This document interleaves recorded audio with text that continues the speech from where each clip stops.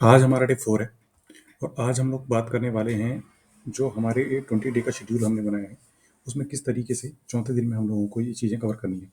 इससे कुछ टाइम पहले मैंने एक छोटी-सी वीडियो डाली थी, जिसमें मैंने बताया था कि क्या हुआ है कि अभी रिज़ल्ट आया हुआ है, जो ईएसई 2024 का रिज़ल्ट आ गया है, तो जिससे बहुत सारे स्टूडेंट क्या है मोटिवेटेड हो रहे हैं। क्योंकि ऐसा होता है कि कुछ स्टूडेंट बहुत ही ख़ास होते हैं, जो पढ़ाई-लिखाई में बहुत अच्छे होते हैं। कभी-कभार उनका सिलेक्शन हो जाता है, कभी-कभार क्या मतलब हो ही जाता है उनका सिलेक्शन। तो वो चीज़ देख के और अपन अगर बहुत टाइम से तैयारी कर रहे हैं, तो अपने को एक तरीके से गिल्ट टाइप से महसूस होती है। लगता है कि अरे यार उसका हो गया, मेरा क्यों नहीं हो पा रहा है करके। तो वो चीज़ हमको नहीं सोचना है, क्योंकि किसी के सिलेक्शन होने ना होने से हमारा कोई फ़ायदा नहीं हो रहा है, हमारा केवल नुकसान ही होना है। हमारा फ़ायदा तब है जब हमारे सिलेक्शन हो। कोई भी सिलेक्ट हो जाए, वो अपने को कुछ नहीं देने वाला है, और अगर हम सिलेक्ट हो गए तो हमसे कोई कुछ लेने वाला नहीं है। सीधी-सी बात ये है। आखिर टाइम पे खुद के ही जो घर वाले होते हैं वही साथ देते हैं। दोस्त वगैरह का कुछ ऐसे दोस्त होते हैं जो कभी साथ नहीं देते हैं। कुछ अच्छे दोस्त रहते हैं जो हमेशा साथ देते हैं। तो ज़िंदगी इसी टाइप से चलती रहती है। इसीलिए क्या डिमोटिवेटेड नहीं होना है।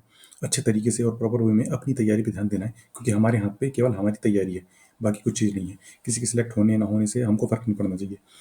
फ़र्क पड़ता है, लेकिन उतना ज़्यादा वो चीज़ हमारी स्टडी में इफ़ेक्ट नहीं डालना चाहिए कि हम पढ़ाई नहीं कर पा रहे हैं।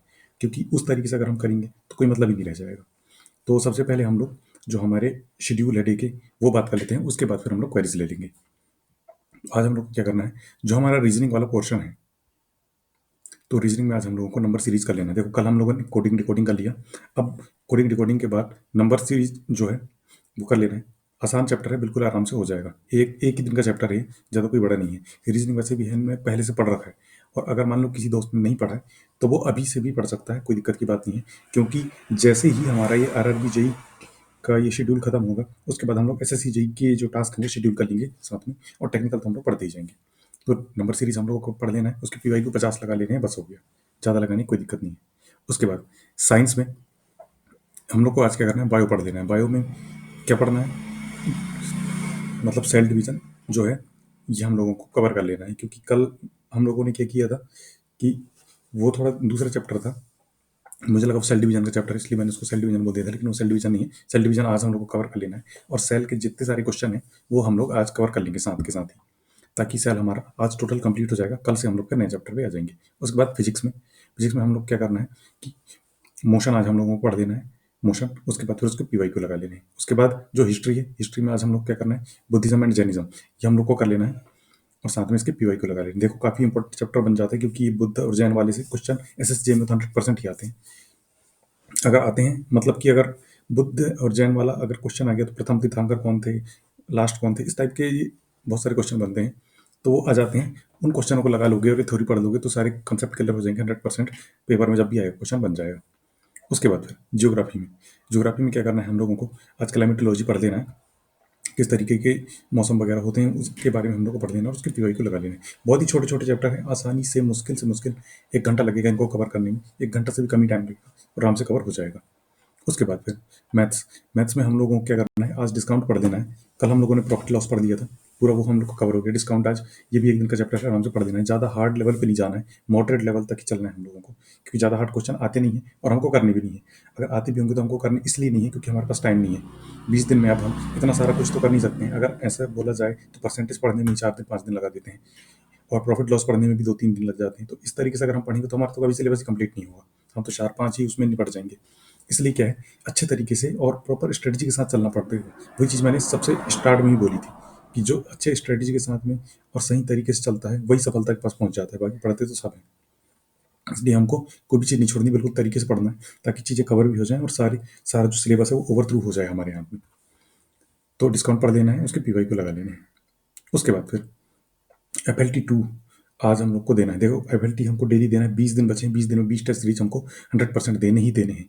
उससे क्या है कि हमारा जो टाइम है वो मैनेज करना होगा, मतलब टाइम मैनेज जो मतलब टाइम होता है वो हम लोग अच्छे से मैनेज कर सकेंगे। उसके बाद फिर जो क्वेश्चन है जो हम लोगों ने पढ़े हैं, वो क्वेश्चन के साथ हम डील कर पा रहे हैं नहीं कर पा रहे हैं। यहाँ पे जीके जीएस में जो गलती होगी वो पेपर में नहीं होगी, क्योंकि जीके जीएस ऐसा पोर्शन रहता है, एक बार अगर पढ़ लिया आपने और अगर यहाँ पे ऑप्शन में अगर गलत हो गया तो वो पेपर में गलत नहीं होगा, क्योंकि वो दिमाग में सेट हो जाता है कि हाँ मैंने इस टाइम पे इस पॉइंट पे गलती करी थी, तो वो गलती अब मेरे को दोबारा नहीं करनी है। इस तरीके से ये चीज़ें बन जाती हैं। उसके बाद फिर FLT 2 में क्या करना है, जीके, जीएस और रीजनिंग, इस पे ज़्यादा फोकस मारना है कि जितना से जितना मैक्सिमम स्कोर हो सके मैं इस पे करूँ, पॉजिटिव अटेम्प्ट करूँ। ऐसा नहीं कि तुक्के मार रहे हैं, तुक्के नहीं, बनने वाले अटेम्प्ट करने हैं। क्योंकि तुक्के मारने वाले अटेम्प्ट करने से अच्छा फिर तो टेस्ट देना ही क्यों, फिर तुक्के जब मारने ही है तो एक दो में मार सकते हो मानता हूँ, लेकिन ऐसा नहीं कि पूरे में तुक्के मार दे रहे हो, तुक्के के भरोसे में कुछ नहीं होने वाला है। क्योंकि इसमें 1/3 नेगेटिव मार्किंग है, अपनी जो SSC में थी 1/4 नेगेटिव मार्किंग थी, तो उससे ज़्यादा नंबर कटते हैं यहाँ पे, ये चीज़ ध्यान रखना। उसके बाद मैथ्स में अगर ईजी चीज़ें पूछी है तो वो अटेम्प्ट करना, ईजी चीज़ें अगर नहीं पूछी है तो अटेम्प्ट करने की कोई जरूरत नहीं है। 4-5 क्वेश्चन है उसको अटेम्प्ट करो मस्त, आराम से रहो बस। ज़्यादा तुक्के मारने की कोई जरूरत नहीं, तुक्के गलत ही होते हैं, एक चीज़ समझ लो, मेरे तो तुक्के हमेशा गलत ही होते हैं, इसलिए मैं तुक्के पे ज़्यादा यकीन नहीं करता हूँ। बाकी अगर किसी का लक अच्छा चलता हो, उसके तुक्के लग जाते हैं तो वो लगा भी सकता है, लेकिन ये चीज़ बता रहा हूँ मैं कि तुक्के के भरोसे में बिल्कुल मत रहो। जो चीज़ बनता है, जिसमें कन्फ्यूजन है, उसमें अपन ऑप्शन एलिमिनेट कर सकते हैं। पूरे में कन्फ्यूजन है, अपन मारे जा रहे हैं टिक, मारे जा रहे हैं टिक, ये तो गलत बात हो जाती है ना, ये नहीं करना है। उसके बाद FLT जो 1 कल हमने लिया था, उसका एनालिसिस मैंने किया, तो उसमें रीजनिंग तो इजी ही आया था, 20 क्वेश्चन उसके ऐसे थे जो आराम से बन जाते। केवल जो 4-5 क्वेश्चन थे वो थोड़े हार्ड थे, क्योंकि वो थोड़े नए तरीके से पूछे गए थे जो हमसे नहीं बनते, तो हार्ड नहीं थे। साइंस बीजी था, इसके 10 क्वेश्चन आराम से बन जाते, और जीके के भी 5 क्वेश्चन ये ऐसे थे जो परफेक्ट थे, बिल्कुल 100% बनने वाले क्वेश्चन है, तो ये क्वेश्चन आराम से बन जाते हैं। अब इसके बाद मैथ्स में क्या करना है, मतलब मैथ्स के 3 क्वेश्चन थे जो आराम से बन जाते, तो इस तरीके से मैंने एनालाइज किया, तो यानी 20 और 10 30, 5 35 और 3 38, तो ये 38 जो है, ये बिल्कुल एकदम हलवा टाइप के क्वेश्चन थे जो एकदम डायरेक्ट खटाखट खटाखट किए जा सकते थे, इसके लिए कोई वो एक्स्ट्रा नॉलेज की जरूरत नहीं थी, ये सिंपल ही क्वेश्चन थे। इसके ऊपर जो हम पढ़ रहे हैं वो चीज़ें इनमें प्लस प्लस होती जाएंगी और हमारे नंबर इंक्रीज होते जाएंगे, तो इस तरीके से हमको चलना है कि हम लोग को पॉजिटिव नंबर अपने काउंट करते चलने हैं। नेगेटिव अगर देखो तुक्के मारोगे तो बहुत ज़्यादा नेगेटिव में जाओगे, इसे याद रख लेना, इस चीज़ को जितनी जल्दी समझ जाओगे उतना अच्छा रहेगा। उसके बाद फिर आज हम मतलब अब ले लेते हैं क्वेरीज के ऊपर। तो इन सब चीज़ों का केवल एक ही मोटिव है, देखो, अच्छे से और सही डायरेक्शन में सही चीज़ों को लेके और सही राह पे चलना पड़ेगा, तब जाके हमको मंजिल मिल जाएगी। अगर हम लोग थोड़ा सा भी राह भटके तो फिर हमारा खेल खत्म है, समझ लो, कोई मतलब नहीं निकलेगा। ये चीज़ है। अब एक जैसे मैं स्टोरी बताता हूँ कि जैसे दो बंदे हैं जो समुद्र में चल रहे हैं। अब एक को पता है कि, मतलब एक को क्या, दोनों को पता है कि हमको जाना कहाँ पे है, मुंबई जाना है। अब वो कहीं और से आ रहे हैं, पता नहीं। अब मुंबई जाना है, दोनों को पता है। एक को क्या है, बिल्कुल एकदम रास्ता पता है कि नहीं इधर से इधर जाना है, और वो उसी रास्ते में आराम से चलते जा रहा है। और एक बंदा क्या है कि इधर कहीं अरब में चला गया, कहीं इधर चला गया, और ऐसे घूम घाम के आ रहा है। तो जो इधर उधर घूम घाम रहा है उसको ज़्यादा टाइम लग जाएगा, और जो सीधे अपनी स्ट्रेट पाथ पे चलते जा रहे हैं, भले वो धीरे चल रहा है लेकिन वो वहाँ पहुँच जा रहा है। तो इस चीज़ से हमको क्या सीख मिलती है कि हमको अपनी तैयारी जो है लगातार एकदम कंटिन्यू रखनी है। इस तरीके से नहीं सोचना है कि नहीं ये वैकेंसी आ गई तो इसमें घुस जाते हैं, ये अब अभी इस तरीके से करने का कोई फ़ायदा नहीं है। अब देखो बहुत सारे लोग बोलते हैं कि नहीं यार एक ही एग्ज़ाम टारगेट करो, लेकिन टाइम ऐसा चल रहा है कि एक ही एग्ज़ाम टारगेट करने का फ़ायदा नहीं हो पा रहा है। वैकेंसी इतनी कम आ रही है और पेपर का लेवल भी हार्ड हो जाता है। बहुत सारी चीज़ें डिपेंड करती हैं। अब रेलवे की वैकेंसी इतने साल बाद आई है, लेकिन अब उसको भी छोड़ा नहीं जा सकता है, आदमी ऐसे फंस जाता है। RSSB जेई का भी कल हमको एक वो अपडेट देखने को मिल गया, तो इस तरीके से अब क्या किया जाए क्या नहीं किया जाए। तो ऐसे टाइम पे क्या करना चाहिए, जो चीज़ें कॉमन हो उन चीज़ों पे फोकस करना चाहिए कि क्या चीज़ें हम देख रहे हैं इन सब में जो कॉमन है। जैसे कि रेलवे और SSC का कंपैरिजन किया जाए, रीजनिंग कॉमन है, जीएस कॉमन है, जीके कॉमन है, ये चीज़ कॉमन है। ये चीज़ अगर हम पढ़ेंगे तो हमारे आगे की भी तैयारी हो रही है, ऐसा नहीं कि पीछे की तैयारी हो रही है, आगे की तैयारी हो रही है। मैथ्स बस एक्स्ट्रा है, हो गया, बाकी चीज़ें सेम टू सेम है, और वही चीज़ पढ़नी है, वही क्वेश्चन लगाने हैं, वही सारी चीज़ें करनी है, तो ये एक बेनिफिट हो जाता है। तो इस तरीके से हमको थोड़ा देख के और सही तरीके से सोच समझ कर फैसला लेना पड़ेगा, क्योंकि एक गलत फैसला अपनी ज़िंदगी बर्बाद कर सकता है, ये चीज़ समझ लो। क्योंकि बहुत सारे गलत फैसले मैंने भी लिए हैं, जिसके चक्कर में मुझे आज भी दुख होता है अगर कभी सोचता हूँ कि काश मैंने वो नहीं किया होता। और ऐसा हर किसी की ज़िंदगी में होता है, ऐसा परफेक्ट 100% कोई भी नहीं होता है, और ना हो सकता है भगवान के अलावा। तो यहाँ पे जो भी हैं 100% करेक्ट नहीं हो सकते हैं, फैसले गलत भी होते हैं, फैसले अच्छे भी होते हैं। तो अपनी गलती मानना चालू करो, जो मैंने गलती करी है कम से कम वो गलती दोबारा मैं ना करूँ। अब जैसे दोबारा SSC का अटेम्प्ट मेरे को देना है 2025 का, तो मैंने 2024 में किया है, कम से कम मैं वो गलती तो ना करूँ। दूसरी गलती होंगी वो देखा जाएगा, लेकिन वो गलती रिपीटेड नहीं होनी चाहिए। अगर वही गलती मेरी रिपीटेड हुई तो मैं फिर से अटक जाऊंगा 25 में, और फिर 26 में, ऐसे अटकते जाऊंगा मैं। लेकिन अगर मैंने वो गलतियां सुधार ली, तो उन चीज़ों में तो नहीं अटकूंगा मैं। तो ये चीज़ें सोच समझ के चलो कि हमने जो पहले गलती करी थी वो गलती अब दोबारा ना होनी चाहिए। बाकी गलती हो तो चलेगा, लेकिन उन गलतियों को एलिमिनेट कर लोगे और अगर ऐसे ढूंढोगे तो बहुत सारी गलतियां रहेंगी। एग्जाम की गलतियों की बात कर रहा हूँ, तो वो गलतियां कम हो जाएंगी और हमारा जो ओवरऑल स्कोर है वो अच्छा खासा बढ़ेगा। तो सबसे पहले मेजर अपडेट हमको वही मिला है, आर प्लस बी जेई की वैकेंसी जो है 800 वैकेंसी आने वाली है, जिसमें 200 की या 300 डिग्री वालों के लिए है, बाकी डिप्लोमा वालों के लिए है। ज़्यादातर लोग कन्फ्यूजन में रहते हैं कि नहीं डिप्लोमा वाला करा जाए कि डिग्री वाला किया जाए। देखो डिग्री अगर है तो डिग्री वाला ही करो, क्योंकि डिग्री वाले में ये फायदा है कि जो प्रमोशन के चांसेस हैं आगे चल के वो अच्छे मिलेंगे। डिप्लोमा वाले में चांसेस थोड़े कम रहेंगे, तो हर चीज़ों का फर्क पड़ जाता है।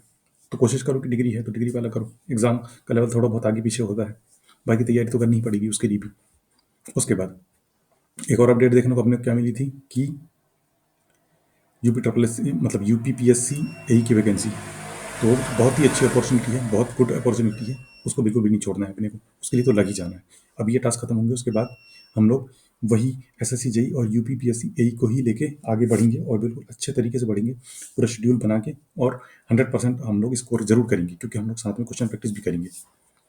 उसके बाद फिर नेक्स्ट क्वेश्चन ये है कि टैग अभी पढ़ें या नहीं। देखो पढ़ा भी जा सकता है, नहीं भी पढ़ा जा सकता है, मैं क्या बोल दूँ। देखो एक सब्जेक्ट का एक चैप्टर अपन लेके कर सकते हैं। मैंने कोशिश करी थी कल, लेकिन टेस्ट एनालाइज करना और ये सारी चीज़ें पढ़ना, उसको दोबारा पढ़ना, इस सब में काफ़ी टाइम निकल जा रहा है, तो टाइम बच नहीं पाता है।